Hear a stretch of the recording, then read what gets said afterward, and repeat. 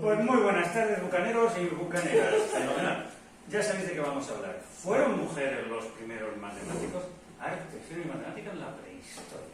Bueno, en realidad esto lo podéis completar porque tenemos una exposición con este mismo título en el Ecomuseo de Cabuérniga, en Valle de Cabuérniga, en el Ecomuseo. Podéis ver esta exposición, ahora os enseñaré fotos, que complementa lo que yo os voy a contar, pero ha estado en el Parque de la Prehistoria de Teruel, donde lo tuvimos con talleres para niños y demás, es decir, en un contexto propiamente prehistórico. Y como tiene mucho tirón, pues en tal fecha como hoy, pero hace un año, en la Casa de las Ciencias de Logroño, dos exposiciones. Una, esta que podéis ver, una parte, porque no cabe todo, claro, en el Ecomuseo, y una dedicada a Leonardo da Vinci. Antes la tuvimos en la Estación de la Ciencia y la Tecnología de la Universidad de Burgos. No la voy a contar todas, pero es que la tuvimos aquí en la Facultad de Ciencias en la Universidad de Cantabria. Y cuando no la tengo puesta en ningún sitio, pues la llevo a la Facultad de Matemáticas de la Complutense, para que la vean. Estuvo en Comillas, en el Espolón, en otoño pasado. Y en Zamora, en la UNED de Zamora. En realidad esto lo empecé en la Facultad de Educación, porque las ensayo allí en mi facultad, en el Museo de Educación, pero es aquí donde la podéis ver ahora, en el Ecomuseo de Cabuérniga. Mirad qué bonita.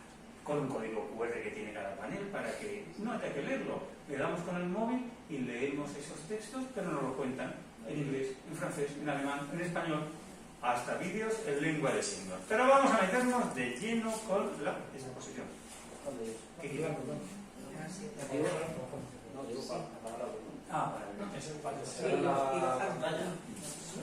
Y entonces, ¿de dónde viene esta conferencia complemento de la exposición? De un grito. 1991, antes de ayer, diciembre, y se repite en enero de 1992.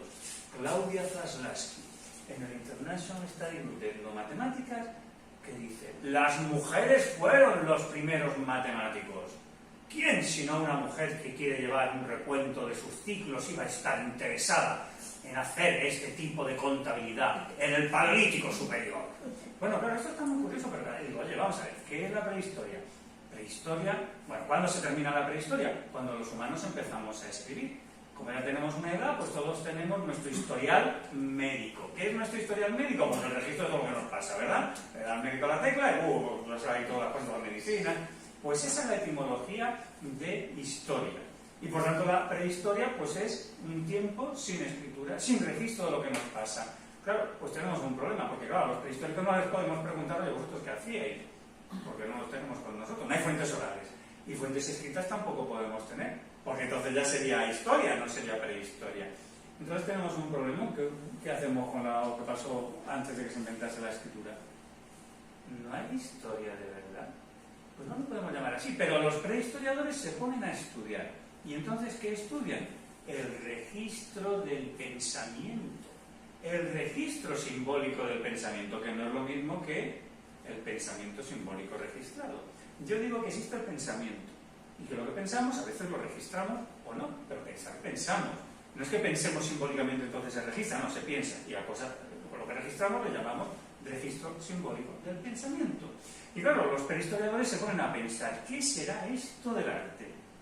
Pero se encuentran con grandes problemas. Es una ciencia, llamémosla así, muy abierta, porque en realidad cada vez que se encuentra una cosa se le puede dar una pieza o una pintura, una nueva interpretación. Por ejemplo, la revista Science, una de las mejores del mundo, se encontró con este artículo que le mandaron una serie de prehistoriadores. Prehistoriadores que tienen autoridad científica, ahora os voy a contar lo que hicieron, pero no tenían poder académico, eran outsiders, no tenían poder, pero habían investigado en 3 cuevas: Maltravieso, Ardales, en Málaga, Maltravieso en Extremadura, y La Pasila, aquí en el Monte Castillo. Y habían cogido unas muestras de la costra de calcita que se había ido por carbonato cálcico depositado sobre las paredes. Y parte de esa costra se había depositado encima de pinturas, con lo cual, claro, esa costra es posterior a lo que está debajo. Bien, y entonces la pintura no la podemos tocar porque me caen 40 años de cárcel, pero la costra de calcita pidiendo permiso sí. Bueno, pues hicieron eso en varias de estas 3 cuevas y las mandaron a analizar a ver qué antigüedad tenía esa costra, porque lo que hay debajo todavía es más antiguo, claro.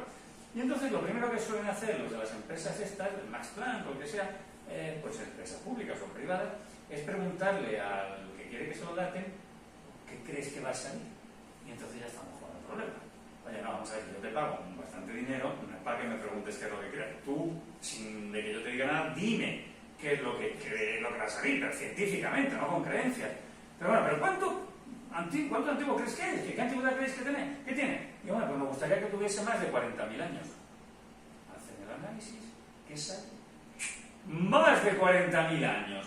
Entonces, claro, los titulares son extraordinarios. Homo sapiens neanderthalensis, los neandertales ya eran listos antes de que llegase nuestra especie, Homo sapiens sapiens, el hombre anatómicamente moderno, porque no había humanos en Cantabria, ni en Extremadura, en nuestra especie, ni en Málaga, hace 40, 45, 40, 50.000 o 60.000 años, porque llegaron hace unos 35.000, como mucho 40.000, pero como esto es anterior, esas pinturas las hicieron los neandertales, son como nosotros. Pero claro, esto derribaría casi todo y habría que hacer nuevos museos, cambiar todos los libros, porque ¿qué es eso de que Neandertal, que se supone que era muy primitivo, pudiese hacer este tipo de registro simbólico? No es aceptable. De modo que muchos más prehistoriadores, mucho más poderosos, mucho más con más autoridad, dicen no, vamos a coger muestras de estas mismas capas de calcita y las vamos a mandar a otro laboratorio igual de bueno que el anterior. ¿Y qué les preguntan del laboratorio, del segundo laboratorio? ¿Vosotros qué creéis que va a salir? Y, hombre, no sabemos lo que va a salir, pero nos gustaría que saliese en menos de 40.000 años. Hace los análisis, ¿qué sale? Menos de 40.000 años. Luego esto es maravilloso. Hasta lo que es pues, lo más científico, que es la datación con el método del uranio torio de desintegración de esos elementos radiactivos que debería dar, bueno, siempre hay por unos años, 500, 300 años, que no tal, en tiempo prehistórico da igual, de márgenes de equivocación. Pero claro, no es lo mismo eso que miles de años, ¿no? De modo que hasta lo más científico nos sigue planteando qué es el arte prehistórico y qué es el registro simbólico del arte. Pues os pregunto, ¿qué estáis viendo ahí? Claro, no tenéis ni idea, ya lo hacen los comisarios de las exposiciones nuestros del Museo de Arte Moderno de Viena, y claro, yo cuando lo vi dije, ¿esto qué es lo que hay? Entonces, pues no pasa nada, porque te ponen al lado una cartela, ¿verdad? Y ya te explican lo que vemos la cartela, ven. ¿Y qué dice la cartela? Jackson Pollock, muy bien, el año 49, fenomenal, sin título. Ya estamos fastidiando, ya nos están molestando. Tío, podrías por lo menos molestarte en ponerle título. Pues no, y entonces no sabemos qué es lo que había ahí pintado. Pero no pasa nada, si ya saben que somos unos ignorantes, pues nos ponen al lado otra cartela más grande donde nos explican que es que no tenéis ni idea, que es que estáis buscando animalitos, figuras, yo que sé, lo que sea, y no es eso lo que hay que buscar, porque esto es expresionismo abstracto, una de las primeras manifestaciones de action painting. En la acción está el arte, como queráis. Pues esto se ríen de nosotros seguir leyendo porque viene a decir eso, ¿no? Entonces, pues action painting porque pues no busquéis registro simbólico del pensamiento. Ahora, sin embargo, este cuadro todos sabéis que se titula Raza. Ah, perdón, que no, que se titula Kiev. Ah, no, que se llama Dresde, que es Hiroshima. Ah, no, es Nagasaki. ¿Qué más da? ¿Qué más da? Todos esos títulos podían servir. Hiroshima, ¿verdad que está ahí? O Nagasaki, ¿no? Sí, cualquiera de esos. Pero se titula Llanto por la muerte de Sánchez Mejía. ¿Dónde están los aviones bombardeando? En ningún sitio. ¿Dónde están las bombas cayendo? En ningún sitio. Pero da igual. Lo de Vamos Guernica es una escena taurina, el torero que está muerto, la viuda que llora, los hijos que también, el toro ahí que se la pasa bomba matando gente, el caballo picador que ni te cuento. Da igual que se llame como se llame, está perfectamente representado el sufrimiento y todos lo entendemos, ¿verdad que sí? Claro, en estos murales, está tan pequeña la escena por escena, estos muralistas mexicanos, pues tendríamos que buenos eran los indios, que malos los españoles cuando llegan a cargárselos.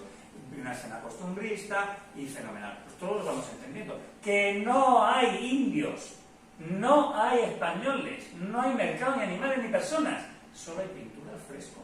Es lo único que hay. Oye, pero qué bien puesta está, ¿eh? Que lo entendemos. Como en estos óleos. Creeréis que estáis viendo a Felipe III y al conde duque de Olivares, que solo hay óleos sobre un lienzo, aquí y otro allí, pero como lo ha puesto Velázquez. El rey de frente con el caballo en majestad o en escorzo porque aunque quiere ser, no va a ser el primer ministro. Entonces no es lo mismo. Claro. Si vamos a Pompeya, como sois adultos, pues podemos hablar del catálogo de servicios heterosexuales, homosexuales, en este lupanar. Podemos hablar. Pero ahí no hay prostitutas ni clientes. Ahí solo hay pintura al fresco. Como aquí creéis que está Surbanipal cargándose un león con toda su valentía, pero lo único que hay es una roca caliza, muy bien cincelada. Oye, y estáis viendo un león, ¿verdad? Un león, un carro, que no. Y aquí tampoco hay bailarinas, ni toros, solo hay pintura. Como aquí no hay ni el dios Horus, ni la orilla de la vida, ni la orilla de la muerte, y aquí no hay una escena de caza. Pero todos vemos una escena de caza en esa pared, en una cueva en Argelia, en el norte de África, y está pues, un chamán o lo que corresponda. Y por supuesto, cuando vamos a Neocueva, todos vemos bisontes, también hay cierva y otras cosas. Pero no hay más que óxido de hierro, quizá óxido de manganeso, carbón, aglutinantes y un grabado previo, continuo, que ha hecho ese maravilloso artista magdaleniense. ¿Creéis en Tito Bustillo que hay caballos? Pues no hay ninguno, pero estáis viendo una manada completa. ¿Qué es lo que ha pasado? ¿Por qué cuando cogemos el comienzo de la historia decimos que eso que aparece en la primera columna de Garabatos no es arte, sino es escritura? ¿Y por qué decimos que todo lo que os he contado es escritura, pero eso, todo lo que os he contado antes es arte, pero eso ya no es arte? ¿Qué ha pasado en esos miles de años, esos 3500 a.C., lo otro por 12.000 a.C. más o menos? ¿Qué es lo que está pasando? Que hay una discontinuidad. Hay una discontinuidad en el registro. Y sin embargo, esos garabatos, la estrella, el río, la boca, el bebé, la mujer, etcétera, etcétera, ha habido continuidad. Ha ido evolucionando generación tras generación, de tal manera que hemos podido llegar hasta la conquista de Mesopotamia por parte, y Persia después, por parte de Alejandro Magno. Pues ya está. Como con Alejandro Magno ya sabemos lo que significa lo que hay a partir de ahí, reconstruimos el significado y esto que tenemos aquí es escritura y no es arte. ¡Anda! Pero claro, es que todas estas otras manifestaciones las llamamos arte y no las llamamos escritura. Y por ejemplo, estáis viendo esos dos renos, la hembra delante, el macho detrás, nadando con las patitas así, en un lago, en un río. Y dice, ¿pero por qué es un reno? Si con lo que tiene ahí en el lomo, eso será una cebra. Pues no, en el norte de Europa no había cebras en esa época, porque lo estáis mirando como arte, ¿verdad que sí? Pues empezad a mirarlo con otros ojos, porque se acabó el mirar con ojos artistas. Ahora miramos con ojos matemáticos y miramos a lo que hay debajo con ojos matemáticos. No es un instrumento musical, que lo es, una zumbadera, churinga o bramadera. Es una manifestación de esa capacidad simbólica que tenemos de ver simetrías, ver dos ejes de simetrías, uno longitudinal y otro transversal, ver trazos de 5 unidades alternativamente ortogonales. ¡Ay! Que os estáis animando. Vamos por partes. Matemática en la prehistoria. Es lo que parecería que estamos viendo, ¿verdad? Bueno, pues así titula el segundo de los paneles, después de hablar y reflexionar en la exposición que podéis ver en Cahuética, ¿verdad? Bueno, pues hemos dicho que de lo que tenemos que hablar es de matemáticas hasta que se inventa la escritura. Bueno, pues vamos a cualquier museo de antropología, etnografía, el de la izquierda es en Hungría, el de la derecha es en Suiza, y vemos cómo se le ocurre a la gente que no tiene escritura en el siglo XVIII, en el siglo XIX, hacer marcas, marcar cosas. En castellano lo llamamos tarjas. Y los panaderos de Castilla, pues sí tenían el palo del panadero, el palo del que no le pagaba y que luego pues confrontaban después de un mes, dicen, me debes 17 panes. Bueno, pues toma 2 gallinas o yo qué sé, lo que sea. Y se hacen esos trueques de poblaciones ágrafas que no escribían, pero se entendían, haciendo marcas. Bueno, pero eso no lo hacemos solo en Castilla. En las Islas Fiji pues se encontraron con una maza en Filipinas con esa espada. Y tanto en la maza, en el mango de la maza, como en la hoja de la espada, oye, pues que pintaban rayas. Y los misioneros y conquistadores le preguntaron, tíos, ¿vosotros qué hacéis? ¿Qué es lo que estáis contando? ¿Una maza? Pues es evidente. ¿Cuántas cabezas he machacado? ¡Ostras! ¿Y tú qué cuentas? ¿Con una espada? Pues bien claro, ¿cuántos cuellos he cortado? La misma manera de cortar. Allí lo que contaban esos pastores en Finlandia, pues podían ser el ganado. Pero es que en realidad en el Reino Unido, en el sistema bancario, cuando concedían préstamos, utilizaban hasta 1825 el sistema de tarjas. 2 maderas, 2 palos de madera, que confrontaban el que se llevaba el préstamo y el banquero. Cuando le quedó devolverlo, pues tú me traes tu palo, yo pongo el tuyo y vamos a ver cuánto me debías. Bueno, pues esto hasta que empieza a arder todo, claro, y tienen que cambiar el sistema, ha estado vigente hasta antes de ayer. ¿Cómo contáis cuando jugáis a las cartas? 1, 2, 3, 4, 5 quizá, 1, 2, 3, 4, 5 quizá. O sea que seguís siendo prehistóricos, Bueno, pues esa es la realidad. Y entonces cuando se encuentra un hueso en Moravia en los años 30, pues los matemáticos dicen, anda, ya podemos escribir un capítulo. Si el libro se llama Historia de la Matemática, tendrá que tener un primer capítulo de introducción de matemática, por ejemplo, en la prehistoria. Pues no tenían nada. Pero en un momento dice, oye, si en la prehistoria tenemos un hueso con marcas, que lo veremos con calma, pues ya tenemos relleno para ese primer capítulo. Y entonces pues ya podrán utilizar un hueso con esas marcas u otro. Pero todos estos autores ya van a empezar a poder escribir ese primer capítulo de matemáticas en la prehistoria en los libros de historia de la matemática. Y entonces, claro, los antropólogos empiezan a darle vueltas a la cabeza. Vamos a ver si en la contabilidad pues hay, por ejemplo, ritos. Claro, necesitamos un calendario de festejos, el calendario litúrgico o lo que corresponda, o de sacrificios humanos. Entonces, pues podría haber en los rituales una necesidad de llevar un cómputo, pues, por ejemplo, del tiempo, ¿no? Y los historiadores se ponen a investigar. Oye, esto de la numerosidad no será una capacidad que tienen los humanos, la capacidad de abstraer lo numérico también, y el pensamiento simbólico.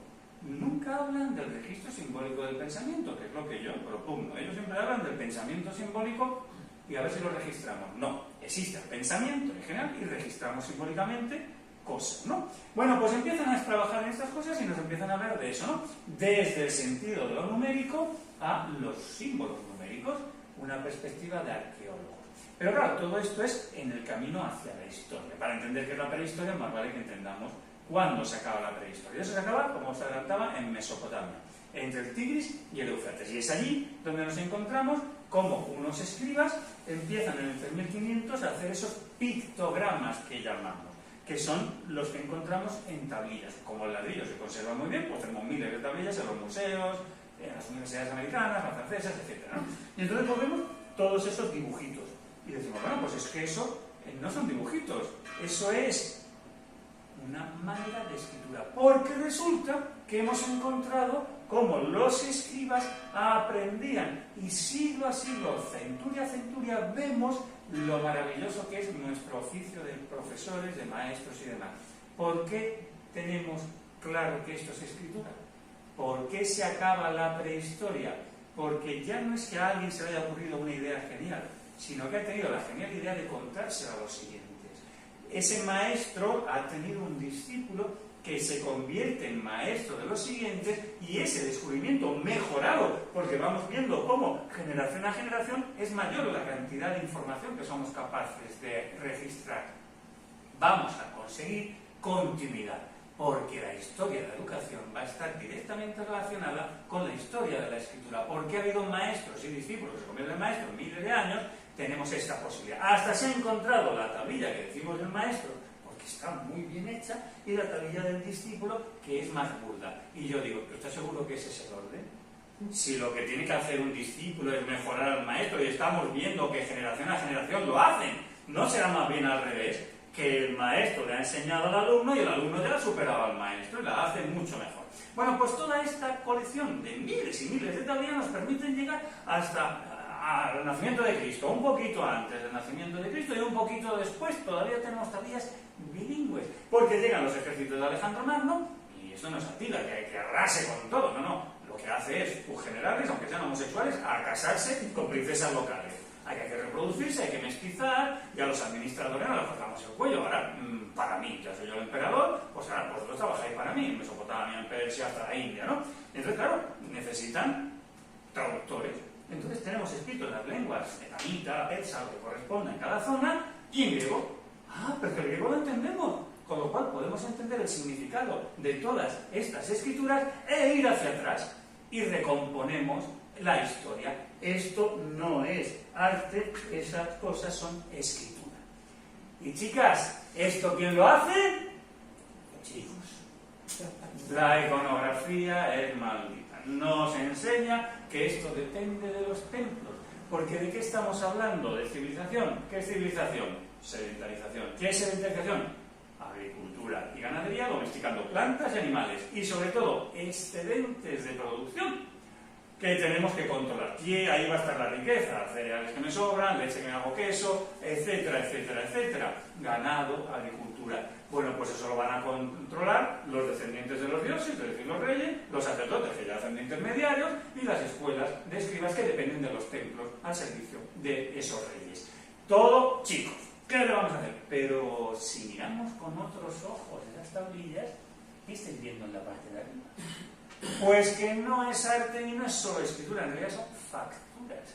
Lo que tenemos arriba es las primeras cifras de la historia. Antes de que haya registro pictográfico, lo primero que llamamos escritura, en realidad hemos hecho contabilidad. Si alguno de los presentes, el maestro o maestra, o se acuerda de su infancia, en la educación infantil, en la guardería, queríamos utilizar una calculadora humana que eran los dedos para contar. Y la maestra nos decía, ¿quién se acuerda de esos dedos? No, tú utilizas los dedos para contar. ¿Qué habla razón? Déjame que utilice los dedos al niño. Pues claro que sí. Bueno, pues esas cifras van a preceder a la escritura.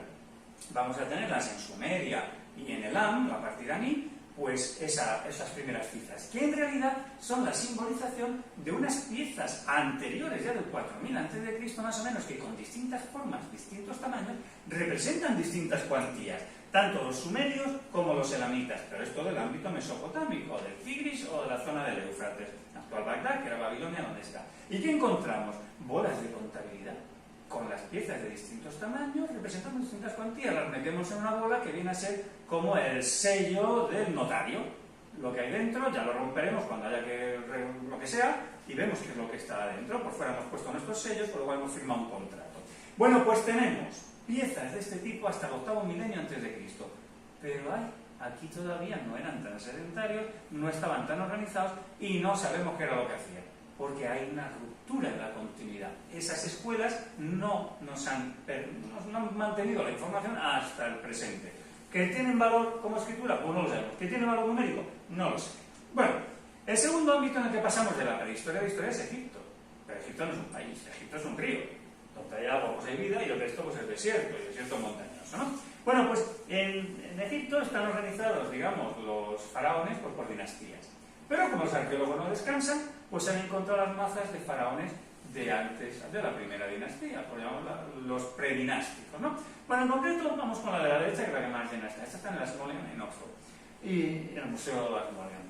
Es dentro de la gratuita, o sea que si vais a Oxford, pues mira que bien, pues lo veis, y ahí veis el original. Bueno, desarrollamos en el plano esa maza, en la parte superior de la maza, y vemos que esto no es jeroglífico, como lo entendemos todo, no hay nada que no lo entendamos. Ahí está el faraón, los dioses que le protegen, el secretario que le cuenta lo que pasa, los que le llevan agua porque hace mucha calor y los esclavos que la abanican porque hace mucha calor. Y entonces aquí vemos una procesión, pero lo entendemos perfectamente, los estandartes, los generales y el botín. El botín que trae el ejército, que se ha ido a Sudán normalmente, por suben a la montaña y se traen prisioneros, etc. 100.000 prisioneros, más otros 20.000 prisioneros, 120.000 prisioneros, ¿pero qué ejército tenía el faraón? Medio millón para coger 120.000 prisioneros. Sí, pero con 1.422.000 cabras. Pero vamos a ver, si no te queda hierba en las orillas del Nilo, 1.000.000 de cabras, pues se lo comen todos. Bueno, es una exageración, evidentemente, 400.000 vacas. Bueno, nada vacuno, ¿no? Oye, pues si sois de campo, decís, pero ¿cuánto comen 400.000 cabezas de ganado?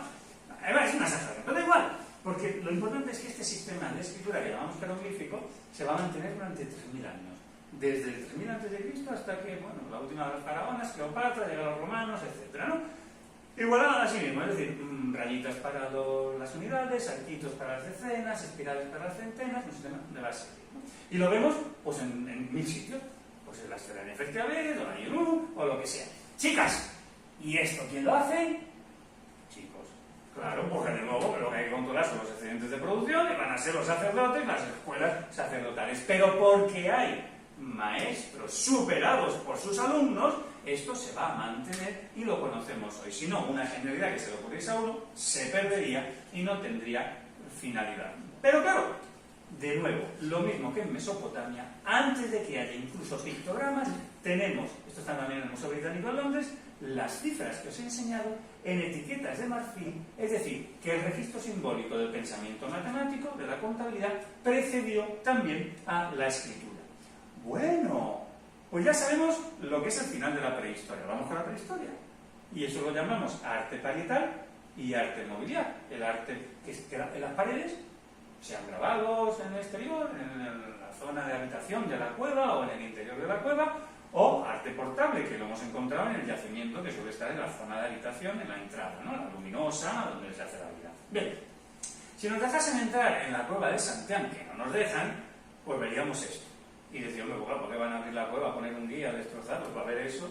Y dice, pues claro, no, para eso no sé. ¿Dónde están las ciervas? Pues en el Pendón nos dejan ver las ciervas, con tobolanas, ¿no? Y hay unos grabados magníficos en Hornos de la Peña, y por supuesto, pues en el Castillo y demás. Pero para ver esto no nos abren, ¿no? Ya, pero es que hay otra cosa. ¿Qué es esto? Y digo, bueno, ¿y dónde está la cierva? ¿Y dónde está el horizonte? Pues para esto no me interesa. Pero ¿qué es lo que habéis visto? Claviformes. ¿Y lo estáis mirando a esta altura de la conferencia como historiadores del arte? ¿O cómo lo estáis mirando? Que no es esa la idea. Que no estáis en el lado correcto de la historia que se dice hoy en día. Vamos a ver otra vez. Y en silencio lo vais a ver otra vez. Y en silencio yo me voy a comunicar con vosotros y vosotras simbólicamente. Voy a utilizar una parte de mi cuerpo para trasladaros el mismo mensaje que está en esos claviformes. ¿Preparados? ¿Preparados? Porque ahora os voy a trasladar este mismo mensaje que está ahí. ¿Preparados? ¿Preparados? Pero mira, ahora me voy a levantar y este mismo mensaje lo voy a pintar en el aire. ¿Preparados? ¿Preparados? Y ahora, pues me voy a poner pedante y voy a decir, como si supiese inglés, voy a decir una palabra en inglés. Five. Y ahora, pues me voy a poner como si supiera francés, este mismo mensaje lo voy a utilizar con una palabra en francés. Dix. Bueno, en inglés. Ten. Lo pinto. ¿Pero qué estoy diciendo? ¿Qué estoy representando simbólicamente? Un montón de veces lo mismo, ¿no? Pero ¿dónde está lo que estoy representando? ¿Está ahí? ¿Está en el aire? ¿Está en la palabra que se ha ido? Levantéis un dedito. Venga, levantéis un dedito todos. Venga, levantamos un dedito todos. ¿Dónde está eso que hemos representado así o así o así? ¿Dónde está? Ahí. Y yo lo represento como yo quiera.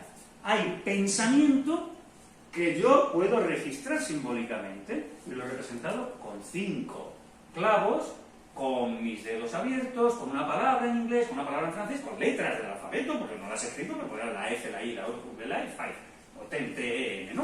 O D, I, X. Pero el concepto sobre está aquí. ¿Qué hacen dejando esta cueva cerrada? Que me cierren todas las otras, porque los animalitos ya los veo. No me las tiene que explicar nadie. Esto es un nivel muy superior y nadie lo valora así. Cuando di esta conferencia en el Centro Gallego con la exposición que puse el año pasado, vino la arqueóloga que llevaba 30 años en Santiago y se me presenta y digo, uy, madre mía, me va a echar la bronca de lo que he dicho.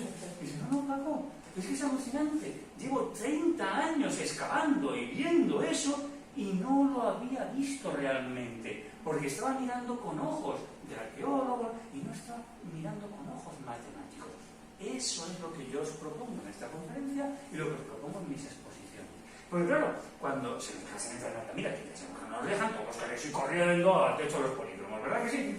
Como ya lo he visto con el autor de Neocueva allí trabajando, pues quizás me llama menos. Yo creo que me dejan entrar aquí. Esta galería lateral donde tenemos escaleriformes. Ya, porque tienen forma de escalera. Pero a mí me gustaría contar los escalones de cada escalerita. Porque ¿cómo están organizados? ¡Anda! Hay 1, 2, 3, 4, 5 escaleras. Y a veces, en otra galería, pues tenemos que los escaleriformes los combinan en lo que llaman tectiformes, como redes. Bueno, pues ahora tengo que poner algún nombre, pero alguien se molesta en contar cuántos, lo que queramos llamar, hay escalones o rectangulitos hay. Porque esto es Altamira. Pero si nos vamos, ya sé, el Valle del Safrestalla, pero si nos vamos al Valle del Paz, al Castillo, ostras, es que tenemos también ahí los escaleriformes. Claro, si nos vamos a Chufín, ya sabéis, eso es en Nansa, se acuerda de Nansa, que podemos sentar, respiramos un poco y nos la sorpresita en la cueva, los animalitos.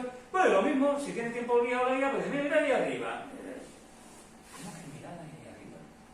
Pero es lo más importante que tiene la cueva, porque lo que tenemos ahí, que lo voy a emplear, es un pentagrama, una colección de puntos organizados, qué casualidad, de 5 en 5.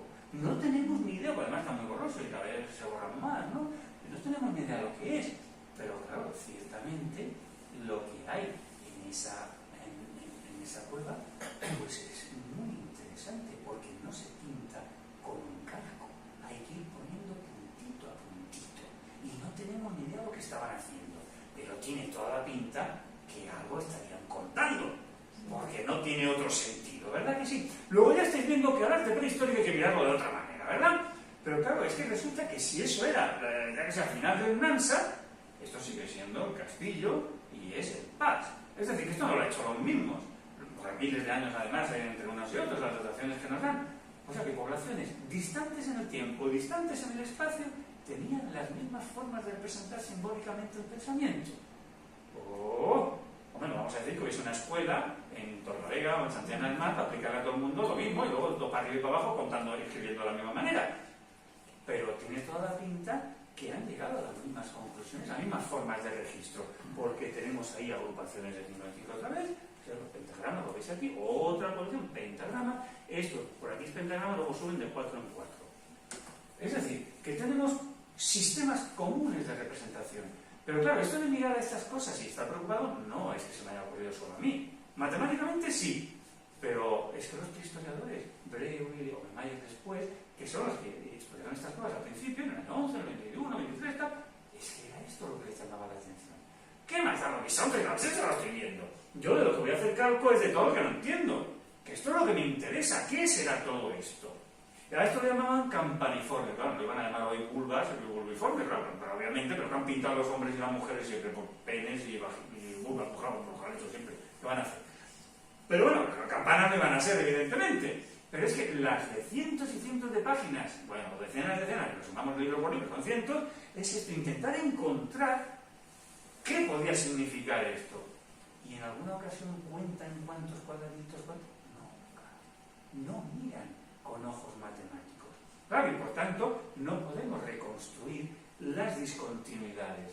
La escritura sigue naciendo en el 3500, 4000 a.C. con esos pictogramas, porque ahí ya sí hay continuidad, pero aquí hay una discontinuidad enorme desde que abandonamos las cuevas con el cambio, el clima más templado, pues ya no tenemos que vivir en cuevas. Podemos salir en chozas o donde corresponda, pero no necesitamos las cuevas, ¿no? Claro, esta mirada es curiosa. Es verdad que todos hemos tenido pues, gente que ha trabajado esto y nos apoyamos en otros autores, ¿no? Por ejemplo, Alexander Marshak, en el año 64, y ahora os enseñaré luego otro artículo, pues ya publicó un artículo con este título: Notación lunar en restos del Paleolítico Superior. Las marcas en los huesos y en las paredes de las cuevas que datan del Paleolítico Superior nos muestran observaciones lunares precisas. Observaciones lunares precisas. Mujeres de la sala. ¿Cuántos días dura una lunación o mes lunar? ¿Cuántos días? Venga. Todos estabais coincidiendo en que son 28. Pues no, pero me encanta que os equivoquéis. Eso de media es lo que dura otro ciclo natural que vosotras conocéis experimentalmente y a nosotros nos habéis contado, pero no lo llamamos ciclo lunar. También lo llamamos mes porque viene a ser un mes. Una lunación o mes lunar dura 29 días y medio. Pero entre 29, que bueno, muchas veces 29 y no 28, o 28 y 29, ¿qué más da? Efectivamente, son dos ciclos naturales que se pueden poner en correspondencia. Desde una luna nueva, una luna llena, hasta la siguiente, viene a ser más o menos la regla que sí o la regla que no. Luego, esto empieza a interesarnos de manera especial. Porque claro, cuando vemos este artículo, la portada que tiene un antropomorfo y una colección de puntos. Hace falta que ya empecéis a mirar de otra manera, ¿verdad? Pero hace falta que hagáis lo que estáis haciendo. Claro. ¿Cómo se titulaba el artículo?